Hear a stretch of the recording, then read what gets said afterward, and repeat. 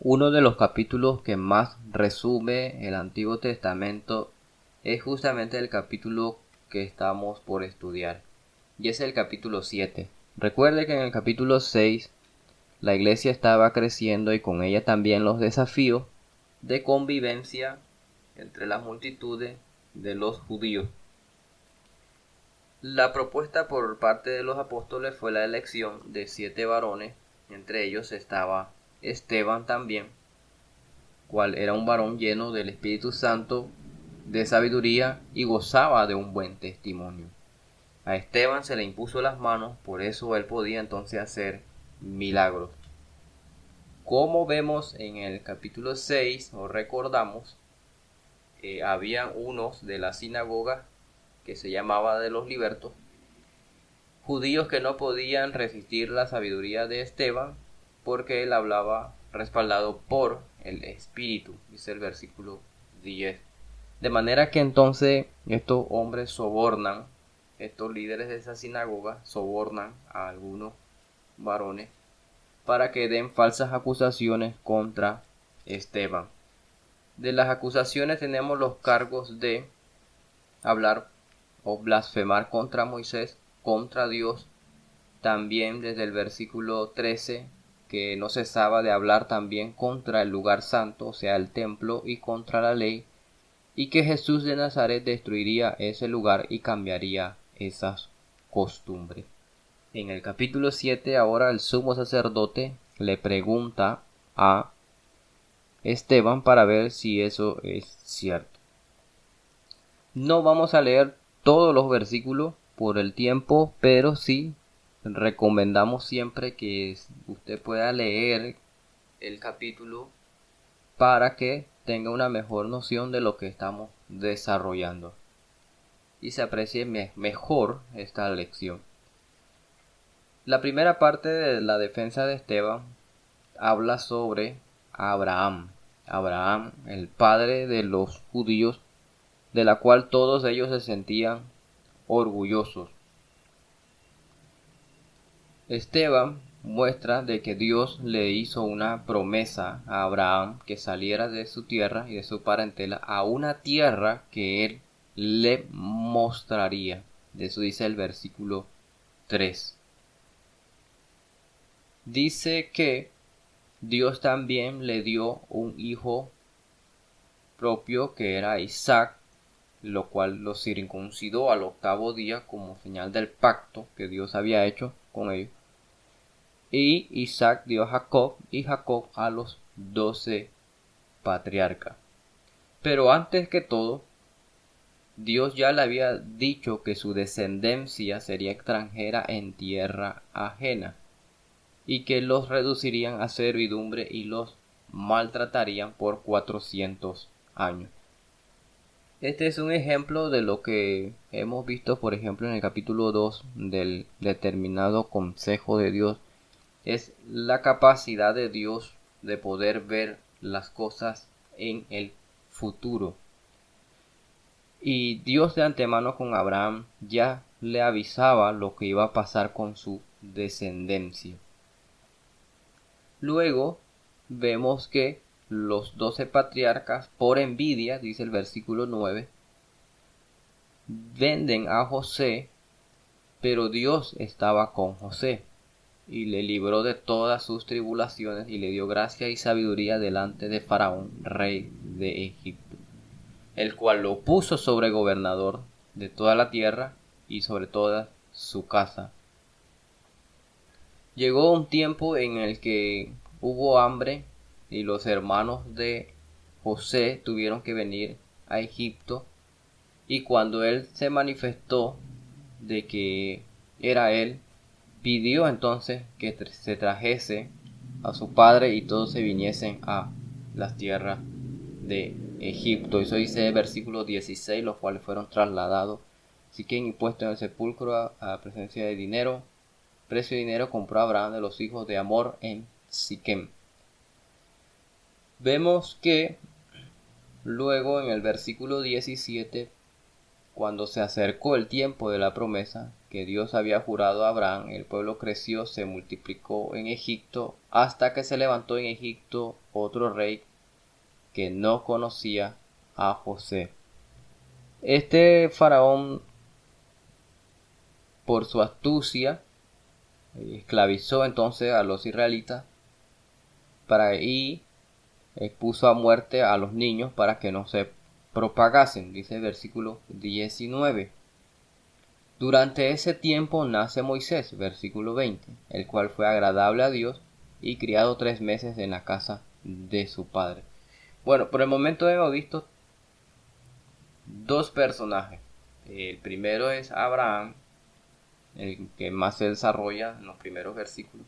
Luego José en las tierras de Egipto. Y luego ahora tenemos a Moisés, enseñado en toda la casa de la sabiduría de los egipcios, poderoso en palabras y en obras, dice el versículo 22.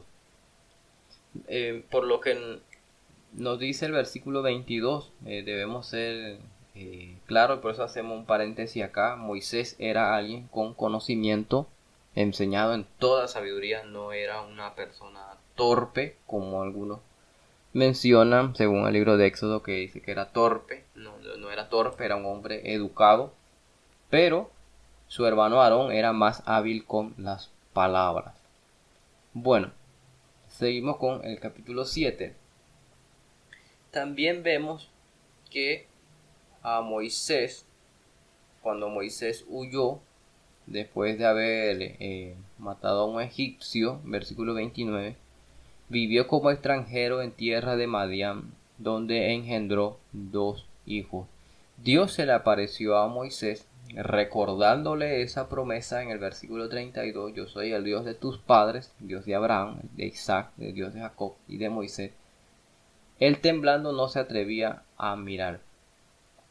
Dios le recuerda esa promesa que le había hecho incluso a Abraham. Y Moisés actuó, sacó al pueblo de la esclavitud de Egipto por la mano poderosa de Dios. Pero también fue claro al decirle que se levantaría también de en medio de ellos uno como Moisés, y a él tendrían que oír. Todo judío tendría que recordar esa palabra que Dios le dio a Moisés, que se levantaría uno como él, un profeta. Dice el versículo 38: este es aquel Moisés que estuvo en la congregación del desierto con el ángel que hablaba en el monte Sinaí con nuestros padres y que recibió palabra de vida que darnos, al cual nuestros padres no quisieron obedecer, sino que le desecharon y en sus corazones volvieron a Egipto. Otro patrón que estamos viendo en el discurso de Esteban es la rebeldía. La rebeldía. Por ejemplo, ¿por qué lo decimos? Porque en el capítulo 7 recuerde que la promesa hecha a Abraham era que saliera de la tierra de Mesopotamia y que saliera también de su parentela. Pero según lo que nosotros vemos en el libro de Génesis, Abraham salió, pero se fue con su parentela en el camino. O sea, no cumplió la totalidad de esa promesa. También vemos que los hermanos de José tuvieron celo y por eso vendieron a José a Egipto. También vemos a Moisés que hizo muchas señales, los cruzó por el mar rojo, dice el versículo 36, y con todo y eso hubo personas que no quisieron obedecer los mandamientos que trajo Moisés, porque su corazón era duro. Ese es el mismo patrón que estamos viendo por ahora en el discurso. Por eso de ellos buscan a Aarón para que le haga dioses y se le acontece, de modo que algunos terminan ofreciendo sacrificio al becerro, dice el versículo 41. También en el 45 se menciona a Josué que entraron a la tierra a tomar posesión, la tierra de los gentiles, lo cual Dios lo arrojó en la presencia de nuestros padres hasta los días de David. Por el libro de Jueces sabemos que tampoco cumplieron la totalidad de esa promesa o de ese mandamiento. Era llegar y acabar con las naciones vecinas y no hacer aliados. Pero cuando leemos el libro de Jueces, ellos no hicieron exactamente así, sino que hicieron alianzas con algunas de las ciudades vecinas, lo cual no era permitido. Por eso en el libro de los Jueces se ve un total caos y es la necesidad de levantar jueces cada cierto tiempo. Bueno, también vemos que menciona a David desde el versículo 46, el cual pidió proveer tabernáculo para el Dios de Jacob, mas fue Salomón el que edificó la casa o el templo mismo. Y dice el versículo 49, el cielo es mi trono y la tierra el estrado de mis pies. ¿Qué casa me edificaréis? Dice el Señor. ¿O cuál es el lugar de mi reposo? El tabernáculo era el lugar puesto por Dios. Sin embargo, Dios estaba con los israelitas por medio de la presencia de ese tabernáculo. Fue David el que pidió hacer un templo, pero no pudo porque sus manos estaban manchadas de sangre. Entonces lo hizo Salomón. Fue Salomón el que construyó el templo. Ahora bien, la intención fue buena, el deseo fue bueno de querer hacer un lugar especial para que allí se adorase a Dios y se cumpliese los mandamientos.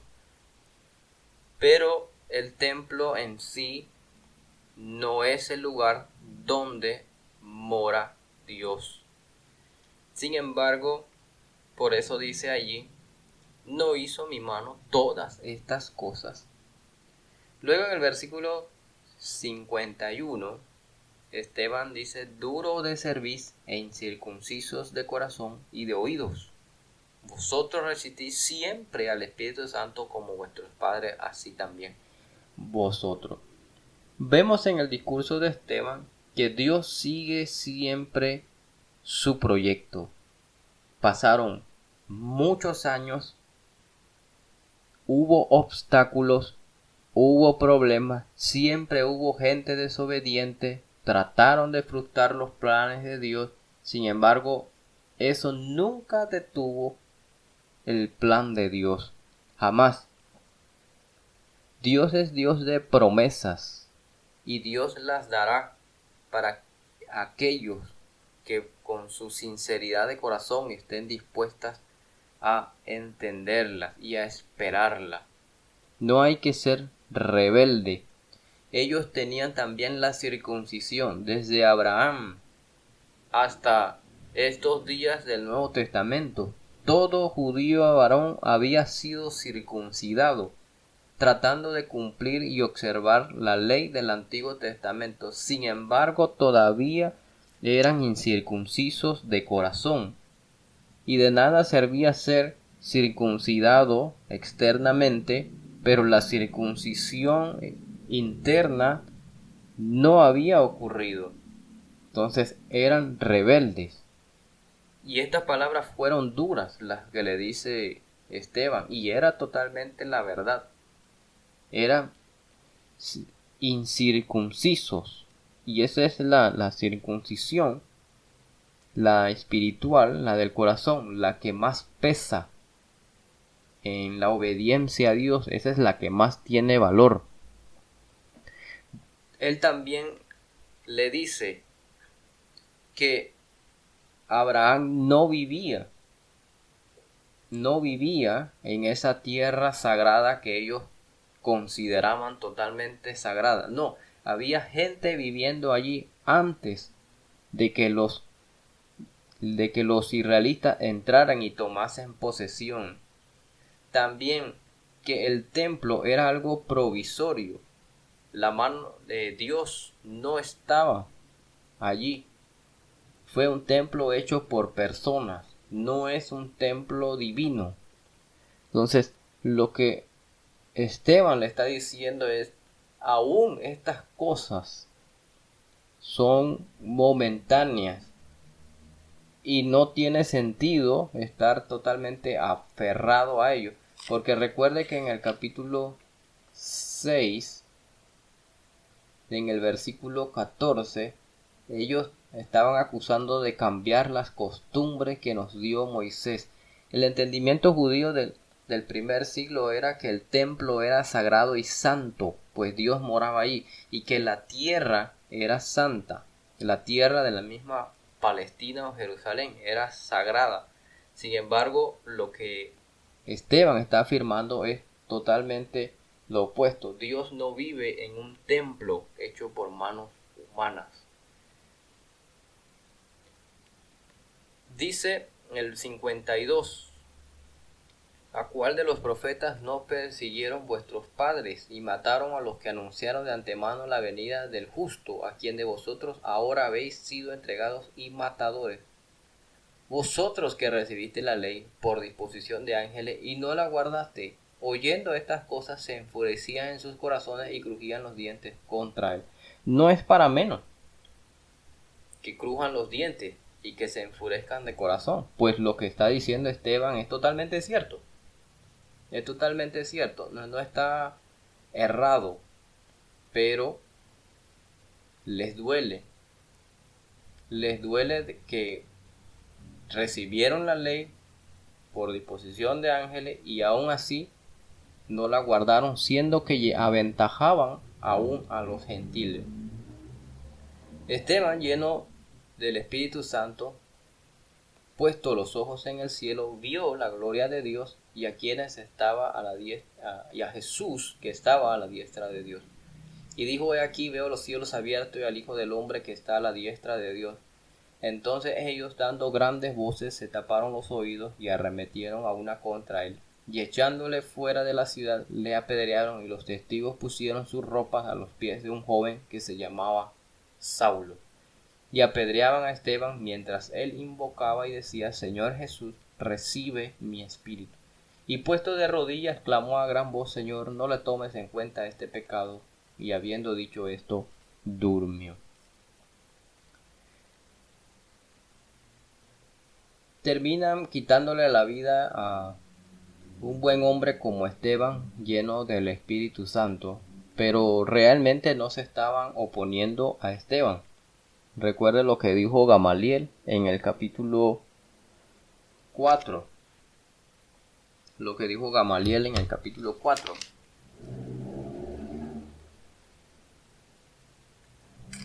Perdón, es el capítulo 5. Cuando Gamaliel le dijo: no, si ustedes están luchando contra Dios, eso nunca va a cesar. Acá ellos tratan de parar lo que Esteban está haciendo, terminan ya enfurecidos, quitándole la vida, y Esteban dice: Señor, recibe mi espíritu, y al final dice: no le tomes en cuenta este pecado. Lo mismo que dijo Pedro en el capítulo 3. Esto lo hicieron por ignorancia. Entonces, él es consciente también de que el celo de los propios judíos ha cegado su propio entendimiento para que no vean esa luz. Aquí se registra el primer mártir registrado en el libro de los Hechos a causa de la predicación del Evangelio.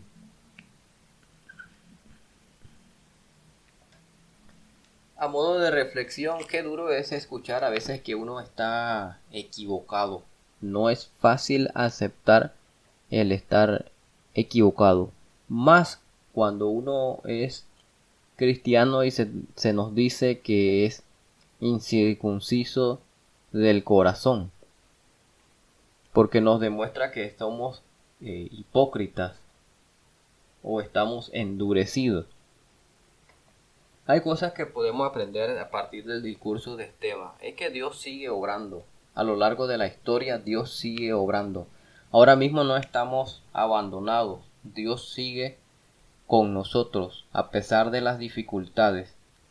Otra cosa que aprendemos es que no debemos nosotros creer que el bautismo es similar a la circuncisión.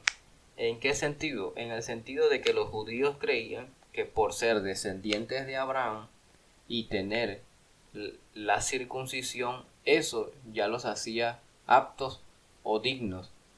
Nosotros podemos llegar a pensar similarmente con el bautismo, creyendo de que por el simple hecho de ser bautizado uno ya es salvo. No, es un proceso en el cual procuramos ser salvos. Si los judíos, con todo y ser judíos y tener la ley de parte de por medio de ángeles y de Moisés, no pudieron ver con sus propios ojos y su corazón que Jesús era el Mesías, cuanto más nosotros. No debemos caer en eso. El bautismo es solo un inicio de un camino arduo. Otro detalle que vemos es que siempre va a haber oposición. Eso es lo que Esteban muestra en su argumento. Siempre hubo y habrá oposición. También vemos que aún así siempre habrá hombres y mujeres fieles a Dios. A pesar de que hubo esa oposición, Dios mantuvo a Abraham. Abraham se mantuvo de la mano del Señor. Se mantuvo Isaac, se mantuvo Jacob, se mantuvo José, se mantuvo Josué, se mantuvo Moisés, se mantuvo David.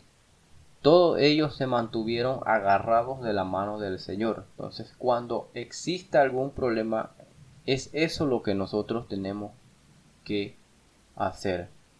No soltar la mano del Señor en medio de una oposición, sino agarrarnos de la mano del Señor y hacer como los discípulos o los cristianos en el capítulo 4 que pidieron más denuedo para seguir hablando la palabra.